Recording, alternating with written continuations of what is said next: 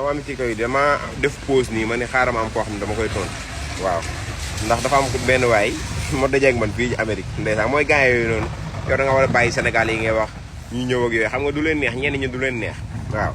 ma ne ko sa waay rek leen sa affaire mu ne ma yow da ngay xaañu romb naa la ngay liggéey mbalit waaw waneel mbalit mi ngay liggéey mbalit mi may liggéey moo ngi nii may wane dama fier ci liggéey mbalit yaa may dégg bu baax a baax dama ci fier nëpp ma ko su ma wàccee dama gontu garde ñeej dégg nga mais sant yàlla baax sama mbalit mii may liggéey yàlla xam na ni am na ñu nekk Sénégal laa la wax am na ñu nekk Sénégal ah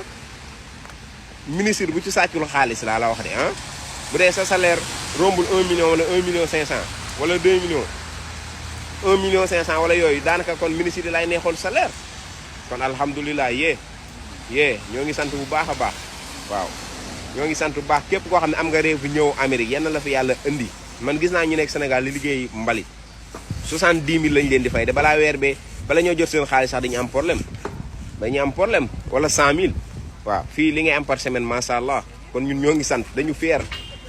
fier dégg nga yow moom doon wax kon da ngaa bëggoon ma wane li may liggéey mbalit bi dama loof li may liggéey sàcc moo bon ak jër alalu jàmbur mais nit da ngay gëm sa bopp dama fier ci li may liggéey gis nga moo ngi nii damay setal ba mu set dara du tax dégg nga te ñii dañoo silvissé boo nettoyé benn yoon daanaka dootoo nettoyé day set wecc macha allah ku am réew ñëw Amérique yal na la yàlla indi ku ñëw am réew Italie wala France wala feneen yal na la yàlla indi waaw bu la méttee nag comme li may ñaan Sénégal moo la métti ba tax ngay wax yooyu yow la concerné am na yoo xam sax yëfu ñàkk fayda lu yëfu góor ay